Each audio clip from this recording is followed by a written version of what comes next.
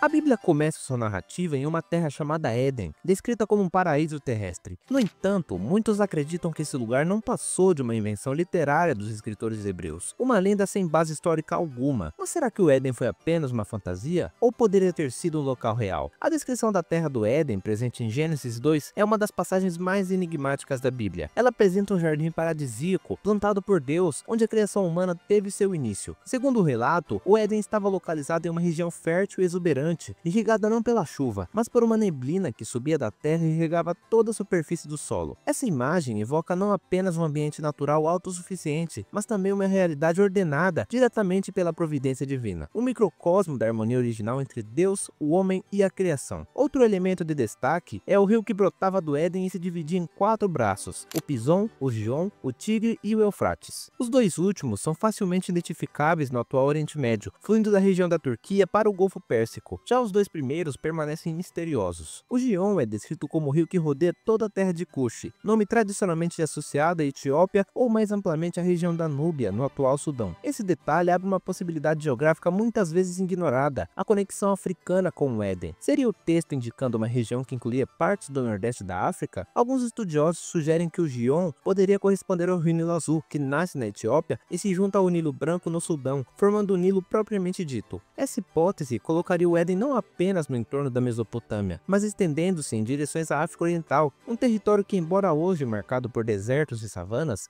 abriga vales férteis e foi, segundo teorias paleoantropológicas, berço da humanidade. A busca pela localização histórica do Éden, conforme descrita em Gênesis 2, tem ganhado novas perspectivas com o avanço da geologia, da arqueologia e da tecnologia de sensoriamento remoto. Antes de descartarmos o relato bíblico como puramente simbólico ou mitológico, é essencial considerar o fato de que a Terra sofreu transformações geológicas profundas nos últimos milênios. Durante o último período glacial, cerca de 14 a 15 mil anos atrás, grandes volumes de água estavam retidos nas calotas polares. Isso reduzia o nível dos oceanos em dezenas de metros, revelando extensas áreas de terra que hoje estão submersas. Estudos geológicos, como os conduzidos por James Sauer e Farouk Elbaz, apontam que a região hoje submersa pelo Golfo Pérsico era, no final da última era glacial, uma planície fértil alimentada por diversos rios. Imagens de satélite e radar de penetração no solo revelam leitos fluviais secos que convergiam nessa planície. Entre eles estão o Tigre e o Eufrates, que continuam existindo até hoje, mas na antiguidade desaguavam em um delta comum muito mais ao sul, antes da elevação do nível do mar. O rio Wadi al-Batin, um antigo curso fluvial que atravessava o deserto da Arábia e que pode corresponder ao Pison, mencionado em Gênesis como rodeando toda a terra de Ávila, onde há ouro. Essa descrição se alinha notavelmente com a região de Ma'ad ad-Dahab, na atual Arábia Saudita, onde existem minas de ouro exploradas desde a antiguidade. O quarto rio, o Gion, é descrito como cercando toda a terra de Cuxi. Tradicionalmente se traduziu Cuxi como sendo a Etiópia, mas o renomado egiptólogo Kenneth Kitchen propôs uma leitura alternativa. A palavra Cuxi, sem sinais vocálicos massoréticos posteriores, pode se referir à palavra Kassu, ou terra dos Casitas, um povo das montanhas Zagros, no atual oeste do Irã. Essa hipótese linguística é reforçada por imagens de satélites que mostram antigos leitos fluviais descendo das montanhas Zagros e contornando toda a região até a bacia do Golfo. Isso corresponde bem à descrição de um rio que rodeia uma terra montanhosa. A ideia de que o Gion fluía da Etiópia, portanto, pode derivar de uma leitura imprecisa, enraizada na Septuaginta e em tradições posteriores da Vulgata Latina. A tradicional leitura de Gênesis 2, segundo a qual um único rio se divide em 4 braços, é sustentada por muitas traduções modernas. No entanto, o hebraico original permite uma ambiguidade interpretativa que levanta uma hipótese alternativa e geograficamente mais plausível, que o texto descreve, na verdade, a junção de 4 rios em um único curso de água, que então atravessa o Éden. O renomado egiptólogo Kenneth Kitchen argumenta que o Gênesis oferece uma espécie de snapshot, uma imagem momentânea, congelada, da perspectiva de alguém posicionado na entrada do jardim. A visão é de um único rio fluindo para dentro do Éden, vindo da confluência de 4 cursos fluviais situados nas proximidades. Essa leitura não só resolve certas dificuldades textuais, como também se harmoniza com dados geográficos e hidrológicos de regiões habituadas no final do Pleistoceno. Durante o final da última era glacial, cerca de 12 a 15 mil anos atrás, o nível do mar era entre 70 e 120 metros mais baixo do que é hoje. O Golfo Pérsico, como conhecemos, não existia. Em seu lugar havia uma vasta planície fértil, alimentada por diversos rios de grande e médio porte, uma possível zona de convergência fluvial que pode corresponder geograficamente ao Éden bíblico. Estudos com imagens de satélites, sensoriamento remoto e radar de penetração de solo, como os conduzidos pela NASA e por centros de pesquisa como o Boston University Center, dirigido por Farouk El-Baz, revelaram redes de leitos fluviais extintos. Entre eles destacam-se o Tigres e o Eufrates, que continuam ativos hoje, mas se desaguavam numa bacia comum ao extremo sul da antiga planície. Antes do aumento do nível do mar, o antigo Wadi Batim, que atravessava a Península Arábica vindo do sudoeste e parece ter sido um rio sazonal ou perene no passado, alimentando a mesma bacia do delta mesopotâmico, e um curso extinto vindo das montanhas Zagros, identificado como possível Gion, que contornava a terra dos cassitas. Modelos paleogeográficos sugerem que todos esses rios convergiam numa depressão central, hoje submersa sob o Golfo Pérsico. A sedimentação é rica, a preservação dos deltas fossilizados e a morfologia da planície inundada sugerem que essa região abrigava um sistema fluvial altamente produtivo, compatível com a descrição bíblica de uma terra fértil, irrigada e rica em recursos minerais como o ouro de Ávila. O arqueólogo Jeffrey Rose, especialista em arqueologia pré-histórica do Oriente Médio, cunhou o termo Golfo de Assis para descrever a vasta planície hoje submersa sob o atual Golfo Pérsico. Segundo suas pesquisas, essa área entre aproximadamente 75 e 7 mil anos antes de Cristo constituiu uma das zonas ecológicas mais favoráveis da Ásia Ocidental, uma depressão continental fértil, com acesso a água doce abundante, fontes minerais e rota de passagem entre 3 continentes. Durante o final do Pleistoceno e o início do Holoceno, o nível do mar estava dezenas de metros abaixo do atual, devido à retenção de água nos glaciares. Isso expõe a cerca de 130 mil quilômetros quadrados de terra hoje submersa. A região, embora recebesse níveis mínimos de chuva, entre 40 e 120 milímetros anuais, era sustentada por um aquífero subterrâneo pressurizado, responsável por fontes artesianas e surgências de água doce.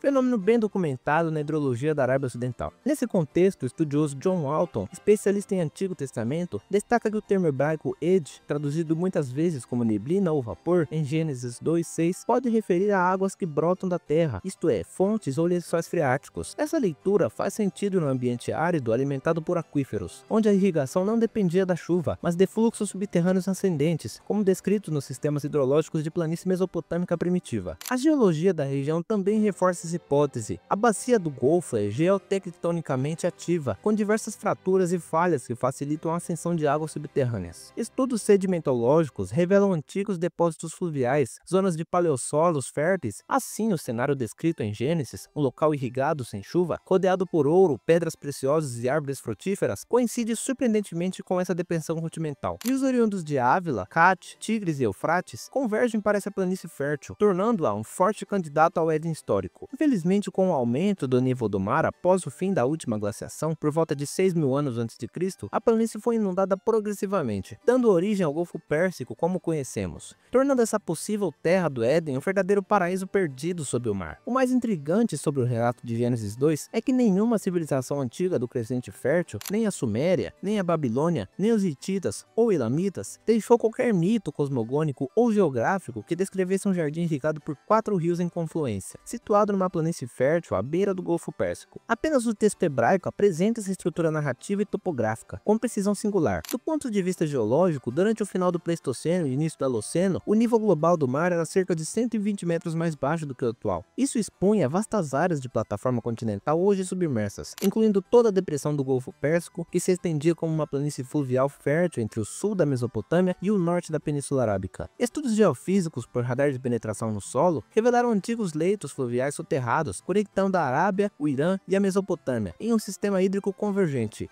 algo bem incomum no registro geográfico moderno, mas compatível com a narrativa bíblica. Adicionalmente, análises sedimentológicas feitas com perfurações submarinas no Golfo indicam a existência de paleossolos férteis, depósitos aluviais de antigos rios e presença de matéria orgânica compatível com a vegetação densa. Modelos climáticos mostram que, mesmo com baixa pluviosidade direta, a região recebia grandes volumes de água por surgência de aquíferos, sustentando um microclima favorável à vida humana e animal. Seja como for, o Éden descrito em Gênesis 2 continua a ser um dos grandes enigmas das escrituras. Para alguns teólogos, ele representa simbolicamente o estado original de harmonia entre Deus, o ser humano e a criação, oferecendo respostas a profundas questões fundamentais da existência, como quem somos, de onde viemos e qual era o propósito primário da humanidade. Outros, no entanto, o consideram um local real, histórico, situado num tempo primordial, hoje velado pelas sombras da queda. Mas e você? Seria o Éden um espaço físico, uma representação simbólica na Bíblia, ou algo ainda mais profundo que escapa aos nossos sentidos? Deixe sua reflexão nos comentários e vamos pensar juntos sobre esse mistério.